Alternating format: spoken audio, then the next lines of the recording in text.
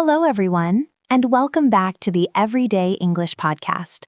This is the place where we help you navigate your daily life in English with real conversations, clear explanations, and practical advice. I am your host, Sarah, and I am so happy you are here with us today for another deep dive episode. Hi everyone, I am Mark, and I am also really excited for today's topic. You know, Sarah, usually we talk about happy things like travel or hobbies or food, but today we are doing something a little bit different, aren't we? That is right, Mark. Today we are talking about something that happens to everyone, no matter what language you speak. We are talking about disagreement. We are talking about conflict. Specifically, we are going to learn how to tell someone you are unhappy with them without starting a huge fight. This is such an important skill. I think many of our listeners worry about this. I know that when I was learning other languages, I was always terrified of sounding rude. I would just stay silent because I was afraid that if I complained, I would sound aggressive. Exactly. That's the big fear. You want to express a negative emotion, but you don't want to destroy the relationship. You want to solve a problem, not create a bigger one. And the secret to doing this in English is actually very simple. It often comes down to one tiny grammar change. It is the difference between saying you and saying I. That sounds almost too simple, Sarah. Just changing one word. It sounds simple, but it changes the entire psychology of the conversation. Mark, let's try an experiment. I want you to imagine a situation. Imagine we are roommates, we share an apartment, and imagine that I never wash my dishes. I leave dirty plates in the sink every single day. The kitchen smells bad and there are no clean forks for you to use. You are frustrated, you are angry. What do you say to me? Okay, let me get into character. I am angry Mark. I would probably come into the kitchen, see the mess, and say, Sarah, you are so messy. You never clean up after yourself. You are being really disrespectful. Okay, stop right there. Listeners, how did that feel? Even though this is just a role play, when Mark said that, I felt my body tense up. I felt defensive. I felt like I needed to fight back. I wanted to say, no, I am not. I cleaned up yesterday. And that is exactly what happens in real life, right? I attacked you, so you defended yourself. And now we are arguing about who is messy instead of fixing the problem with the dishes. Exactly. And the reason I felt attacked is because of your grammar. Every sentence you said started with the word you. You are messy. You never clean up. You are disrespectful. In English communication, we call these you statements. And you statements are almost always received as accusations. It is like you are pointing a finger at my face. So, if I cannot use you, how do I tell you that I am angry about the dishes? The problem is you, isn't it? You are the one who made the mess. That is true. But if your goal is to fix the problem, you need to change your strategy. You need to switch from a you statement to an I statement. This is the core technique we are learning today. An I statement focuses on how the situation affects you, the speaker, rather than attacking the listener. Okay, can you give me the formula for that? How do I build an I statement? Of course, it is actually a very simple structure. You can write this down if you are studying along with us. The structure is I feel plus an emotion plus the word when plus the situation. Let me say that again. I feel plus the emotion plus when plus the situation. So instead of saying you are messy, I should use that formula. Let me try. I feel frustrated when the kitchen is full of dirty dishes. Yes, that is perfect. Do you hear the difference? Mark, say the two versions again, back to back. Okay, version 1, you are messy and you never clean up. Version 2, I feel frustrated when the kitchen is full of dirty dishes. The difference is huge. In the second version, you are not attacking me. You are simply stating a fact about your own feelings. You are owning your emotion. It is much harder for me to argue with you. I cannot tell you that you don't feel frustrated. You know how you feel. So instead of fighting, I am more likely to listen and say, "Oh, I didn't know you felt that way. I am sorry." I see. So it changes the conversation from a fight about my character to a conversation about your feelings and the specific situation. Exactly. And notice that in your I statement, you did not use my name and you did not even say the word you. You said, "When the kitchen is full of dirty dishes." You described the situation objectively. That is a very advanced skill. This seems really useful for relationships. I think in relationships we use you statements all the time. You are always late. You don't listen to me. You spend too much money. And those sentences are poison for relationships. Let's practice translating those into I statements. Listeners, I want you to try this too. I will give you a you statement, and I want you to think of how to change it to an I statement. Mark will help us. Okay, I am ready. Give me a bad sentence. Here is the first one. Imagine your partner is looking at their phone while you are talking to them. You want to say, "You are not listening to me. You are so rude." Okay, that is definitely an attack. I need to change it to "I feel" plus the emotion. So maybe, "I feel ignored when I am speaking and you are looking at your phone." That is excellent. I feel ignored. That is a powerful phrase. It is honest, it is vulnerable, but it is not aggressive.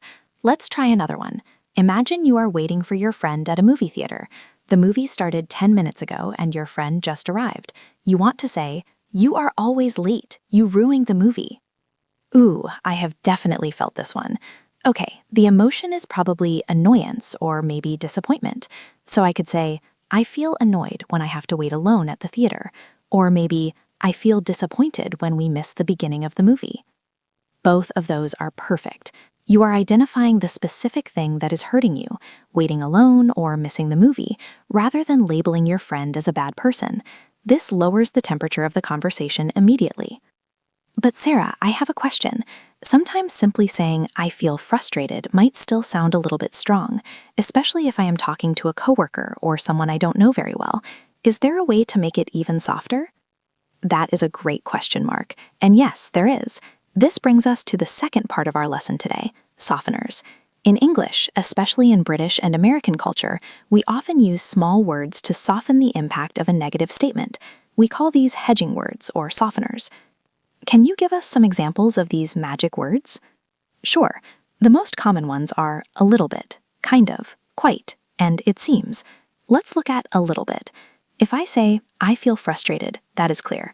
But if I say, "I feel a little bit frustrated," it sounds much more polite. It suggests that I am not losing control of my emotions, I am just slightly bothered. I see. It makes you sound reasonable, like you are not making a big drama.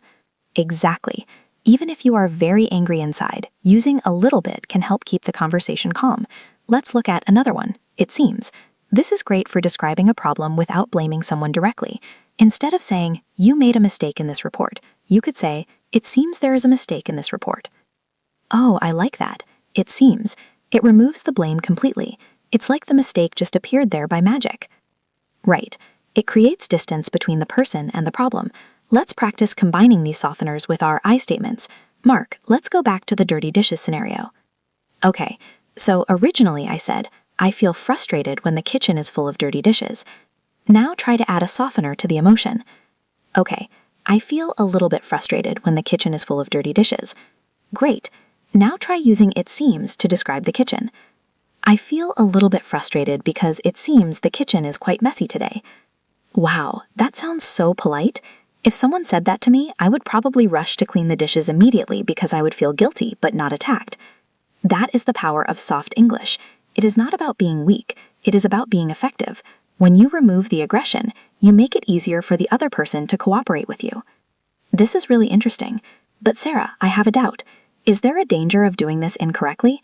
I feel like I have heard people use "I feel," but they are still actually attacking me. Yes, that is a very common trap.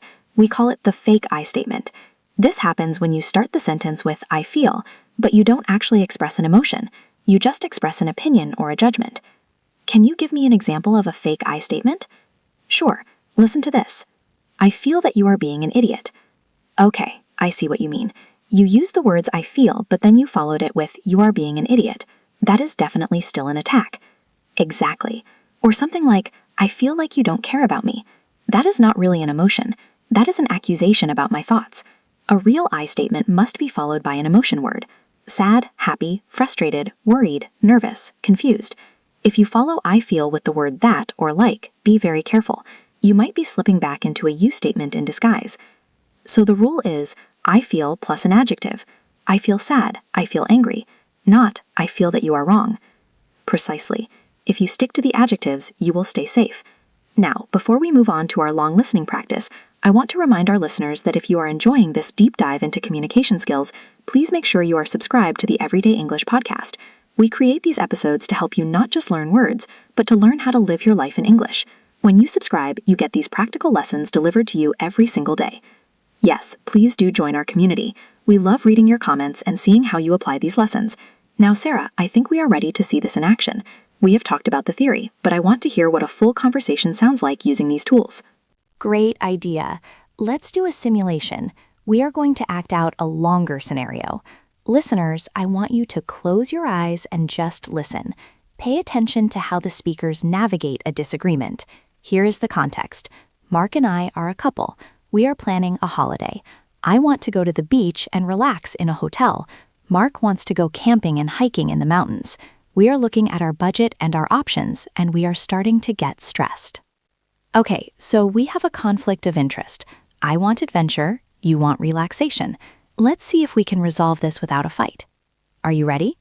I am ready. Let's begin. So I was looking at the camping gear online, and I found this amazing tent. It is on sale, and it would be perfect for that trail in the mountains I showed you. If we book the campsite now, we can save a lot of money.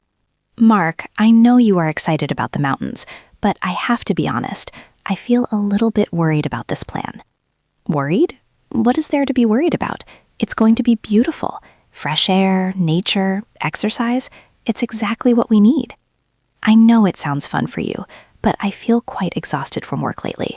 The last few months have been really stressful for me at the office. When I think about hiking every day and sleeping on the ground, I don't feel excited. I feel a bit overwhelmed physically. Oh, I didn't realize you were feeling that tired. I thought you just wanted to save money on the hotel. No, it's not really about the money. It's about my energy levels. I feel like I need some time to just do nothing. When we plan a trip that is full of activity, I feel anxious that I won't come back rested. I feel like I will come back to work even more tired than I am now. That makes sense. I definitely don't want you to feel overwhelmed. I guess I was just focusing on what I wanted to do. I feel really energized by being active, so I assumed you felt the same way. I understand that, and I don't want to stop you from having fun. I feel bad if my tiredness stops us from doing something cool, but maybe we can compromise? Well, I feel a bit disappointed about missing the hiking trail, but your health is more important. What if we look for a place that has both? Maybe a cabin in the mountains? That way you can have a real bed and relax with a book, and I can go for day hikes nearby. That sounds like a much better idea. I feel a lot more relieved hearing that. A cabin sounds cozy, and I wouldn't feel guilty about resting if I knew you were out enjoying your hike. Okay then, it seems like the tent is not the right purchase for this trip. Let's look at cabin rentals instead. I think there are some nice ones near the lake. Perfect. Thank you for listening to me, Mark. You are welcome. Thanks for telling me how you felt. And scene. Okay, listeners, you can open your eyes now. That was a successful negotiation. Mark, how did that feel for you as the listener? It felt very calm. Even though you were disagreeing with my idea, you were basically saying no to my dream camping trip.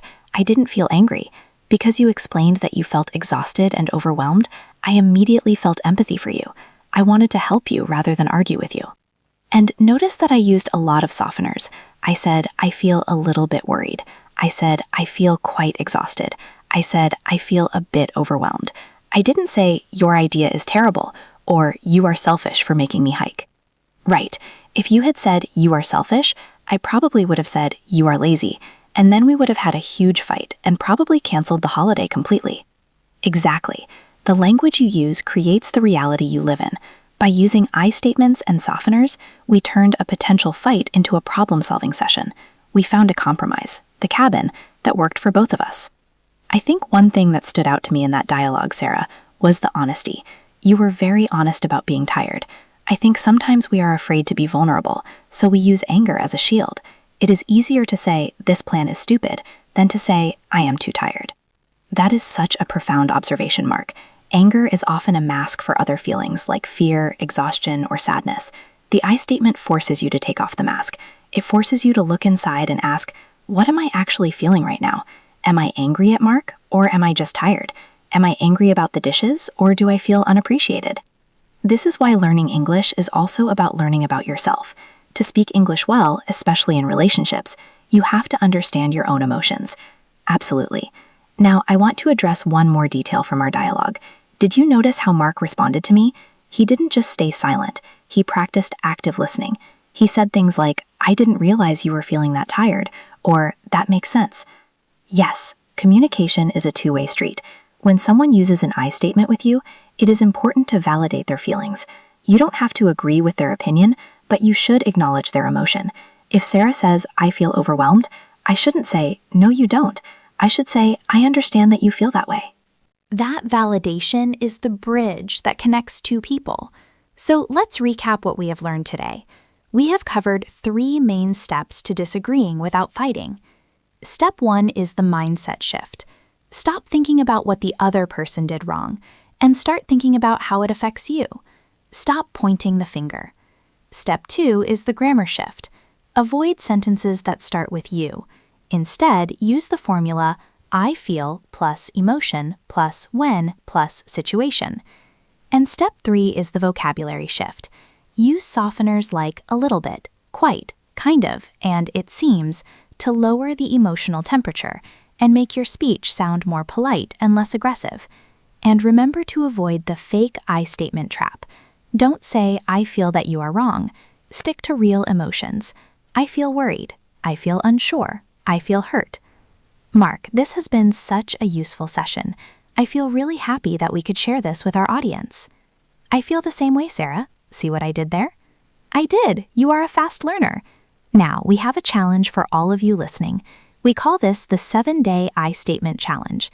For the next week, we want you to try this in your daily life. It can be in English, or you can even try applying this logic in your native language. It works everywhere. But specifically for your English practice, we want you to write down 3 frustrations you have right now.